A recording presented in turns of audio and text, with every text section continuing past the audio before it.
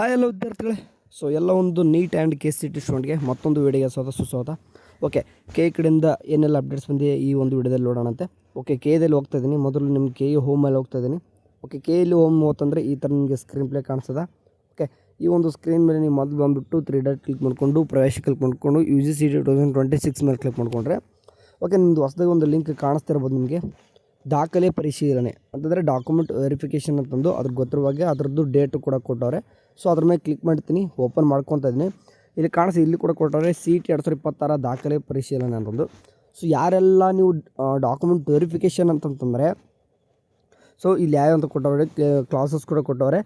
UGC 2026 ಅರ್ಜಿ ನಮೂನೆಯಲ್ಲಿ ನಿಮ್ಮ ಒಂದು ಅಪ್ಲಿಕೇಶನ್ ನೋಡಿದ್ರೆ ಅರ್ಹತಾ ಖಂಡಿಕೆಯಲ್ಲಿ ಅಂತ ಕೊಟ್ಟರು ಅಂತಂದರೆ ನಿಮ್ಮದು ಎಲಿಜಿಬಿಲಿಟಿ ಒಳಗೆ ಏನಂತ ಕೊಟ್ಟಿರ್ತಾರೆ ನೋಡ್ಕೋಬೇಕು. ಅದರಲ್ಲಿ ನಿಮಗೆ ಕ್ಲಾಸ್ ABCD ಅಂತಂದು ಅಪ್ ಟು ನಿಮಗೆ ಜಡ್ವರೆಗೂ ಕೂಡ ಇರ್ತವೆ. ಯಾವ್ದು ಇರ್ತದೆ ನೋಡಿ, ಆಲ್ಮೋಸ್ಟು ಕರ್ನಾಟಕದಲ್ಲಿ 1 to 10th ಏನಾದರೂ ಮುಗಿಸಿದ್ರೆ ನೀವು ನೋಡಿ, 1 to 10th ಏನಾದರೂ ನಮ್ಮ ಕರ್ನಾಟಕದಲ್ಲೇ ಮುಗಿಸಿದ್ರೆ ಕ್ಲಾಸ್ A ಇರ್ತೀರ. ಓಕೆ, ಕ್ಲಾಸ್ A ಅಂತಂದರೆ ನೀವು ಯಾವುದೇ ರೀತಿಯಾಗಿ ಡಾಕ್ಯುಮೆಂಟ್ ವೆರಿಫಿಕೇಷನ್ ಮಾಡಿಸುವಂಥ ಅವಶ್ಯಕತೆ ಇಲ್ಲ. ಅದನ್ನು ಬಿಟ್ಟು ಕೂಡ ಕೆಲವೊಂದಿಷ್ಟು ಹುಡುಗರು ಭಾಳಷ್ಟು ಇರ್ತಾರೆ ಬೇರೆ. ಸೊ ಅಂಥ ಒಂದು ಸ್ಟೂಡೆಂಟ್ಗೆ for example A1 B1 BCD EFGH IK LMN ಮತ್ತು O ಇಷ್ಟು ವಿದ್ಯಾರ್ಥಿಗಳು ನಿಮ್ಮೊಂದು ಅಪ್ಲಿಕೇಶನ್ನಲ್ಲಿ ನೋಡಿ ಕ್ಲಾಸ್ ABC ಈ ಥರ ಇರ್ತಾವೆ ನೋಡಿ. ಆ ಒಂದು ಅಪ್ಲಿಕೇಶನ್ನಲ್ಲಿ ನಿಮಗೆ ಅರ್ಹತಾ ಖಂಡಿಕೆಯಲ್ಲಿ ಕ್ಲಾಸ್ A ಬಿಟ್ಟು ರಿಮೈನಿಂಗ್ ಆಲ್ಮೋಸ್ಟ್ ಎಲ್ಲ ಸ್ಟೂಡೆಂಟು ಮತ್ತು ವಾಯುನೂ ಕೂಡ ಬಿಟ್ಟು ವಾಯು ಕೂಡ ಇಲ್ಲ ಅಂತ ಹೇಳ್ಯಾರೆ. ಸೊ ಇಷ್ಟು ಸ್ಟೂಡೆಂಟು ಕೂಡ ಏನು ಮಾಡಬೇಕು ನೀವು ಅಂತಂದರೆ ನೋಡಿ, ಬೇಕಾದ್ರೆ ಇನ್ನೊಂದು ಕೊಡ್ತಾರೆ CET 2026ಕ್ಕೆ ಅರ್ಜಿಯಲ್ಲಿ ಅರ್ಹತಾ ಕ್ಲಾಸ್ ಕೋಡ್ ನೋಡಿ, ಅರ್ಹತಾ ಕ್ಲಾಸ್ ಕೋಡ್ ಅಂತ ಕರಿತೀವಿ ನಾವು.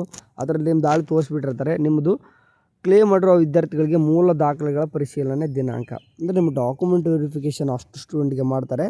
ಸೊ ಯಾವಾಗಲಿಂದ ಸ್ಟಾರ್ಟ್ ಆಗುತ್ತಪ್ಪ ಅಂತಂದರೆ ಇದೇ ಮೇ 11 ಸ್ಟಾರ್ಟ್ ಆದರೆ ಮೇ 22 ಕೂಡ ಮಾಡ್ತಾರೆ.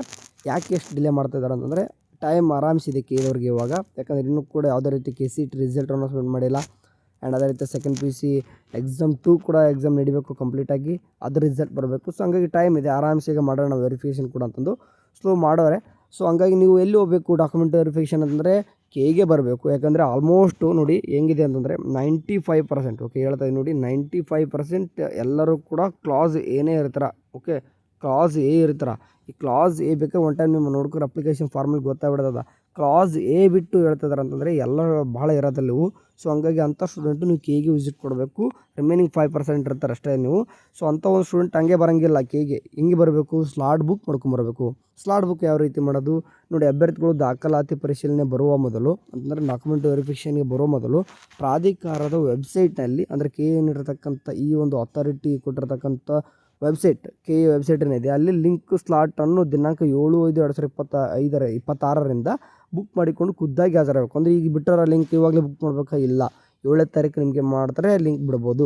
ಓಕೆ, ಸದ್ಯಕ್ಕಂತೂ ಲಿಂಕಲ್ಲಿ ಇಲ್ಲ. ಓಕೆ, ಈಗ ತಾನೇ ನೋಡಿ ಇದೊಂದೇ ಎತ್ತು, ಇದೊಂದು ಏನಿತ್ತು ಸರ್ಕ್ಯುಲರ್, ಇದೊಂದೇ ಎತ್ತು. ಸೊ ಹಂಗಾಗಿ ಸ್ಲಾಟ್ದು ಲಿಂಕ್ದು ಒಂದು ಲಿಂಕ್ ಬಿಡ್ತಾರೆ. ಅದರಲ್ಲಿ ಯಾರು ಕ್ಲಾಸ್ ಇದು ಹೇಳಿದ್ನಲ್ಲ A ಬಿಟ್ಟು ರಿಮೈನಿಂಗ್ ಆಲ್ಮೋಸ್ಟ್ ಯಾರು ಕ್ಲಾಸ್ A ಮತ್ತು Y ಬಿಟ್ಟು ಆಲ್ಮೋಸ್ಟ್ ಎಲ್ಲ ಸ್ಟೂಡೆಂಟು ಕೂಡ ನೀವು ವೆರಿಫಿಕೇಷನ್ ಮಾಡಿಸ್ಲೇಬೇಕಾಗ್ತದೆ. ಓಕೆ, ಸೊ ಬುಕ್ ಮಾಡಿಕೊಂಡು ನಿಮಗೊಂದು ಡೇಟ್ ಗೊತ್ತಾಗುತ್ತೆ. ಅದರಲ್ಲಿ ಆ ಒಂದು ಡೇಟ್ಗೆ ಬರಬೇಕು. ಆ್ಯಂಡ್ ಸ್ಟೂಡೆಂಟ್ ಮಸ್ಟ್ ಇರಬೇಕು. ಮತ್ತು ಸ್ಟೂಡೆಂಟ್ ಪರವಾಗಿ ಮತ್ತು ಬೇರೆ ಯಾರಾದ್ರೂ ಬರ್ತಾರ ಅಂತಂದರೆ ಇಲ್ಲ. ಸೊ ಬರುವಾಗ ಯಾವ ರೀತಿ ನೋಡಿ, ಅಭ್ಯರ್ಥಿಗಳು ದಾಖಲಾತಿ ಪರಿಶೀಲನೆಗೆ ಮೂಲ ದಾಖಲೆಗಳ ವಿವರಗಳನ್ನು ಪ್ರಾಧಿಕಾರದ ವೆಬ್ಸೈಟ್ ಅಂದರೆ ಇಲ್ಲಿ ಪ್ರಕಟಿಸಿರುವ ಈ ಮಾಹಿತಿ ಪುಸ್ತಕದಲ್ಲಿ ನೀಡಲಾಗಿದೆ. ಅಂದರೆ ನೀವು ಡಾಕ್ಯುಮೆಂಟ್ಸ್ ಏನೆಲ್ಲ ತರಬೇಕಂತಂದ್ರೆ ಈ ಬುಕ್ ಅಂತ ಹೆಂಗೆ ಕಾಣಿಸ್ತಿದೆ ಅಂದರೆ ಈ ಇನ್ಫಾರ್ಮೇಷನ್ ಬ್ರೌಸರ್ ಏನಿದೆ ಅದರಲ್ಲಿ ಕೊಟ್ಟವ್ರೆ.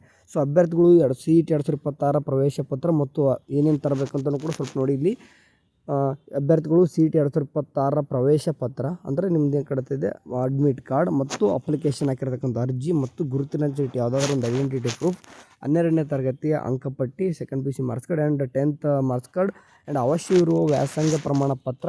ಓಕೆ, ಸ್ಟಡಿ ಸರ್ಟಿಫಿಕೇಟ್ ನಿಮಗೆ ಏನೇನು SCD ಇದೆ ಅವೆಲ್ಲನೂ ಕೂಡ.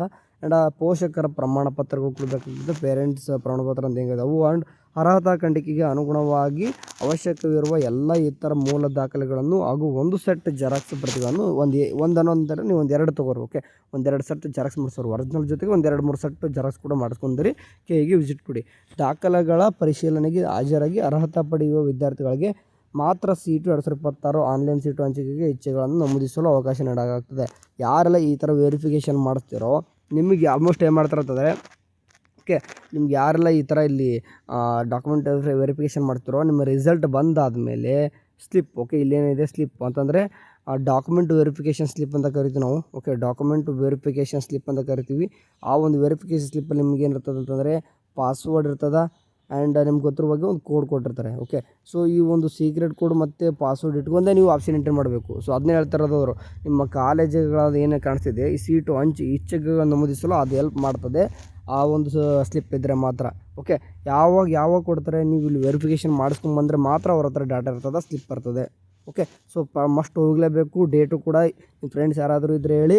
ಎಲ್ಲರೂ ಅಂತಲ್ಲ, ನಾನು ಹೇಳ್ತಾಯಿದ್ದೀನಿ, ಕ್ಲಾಸ್ ಎ ಇಲ್ಲ ವಾಯ್ ಇಲ್ಲ, ಎಷ್ಟು ಸ್ಟೂಡೆಂಟ್ ಬೇಕಾದರೆ ಒನ್ ಟೈಮ್ ಅಪ್ಲಿಕೇಶನ್ ಚೆಕ್ ಮಾಡ್ಕೊಡ್ರಿ, ನಿಮ್ಮ ಕ್ಲಾಸ್ ಕೊಟ್ಬಿಟ್ಟಿರ್ತಾರೆ.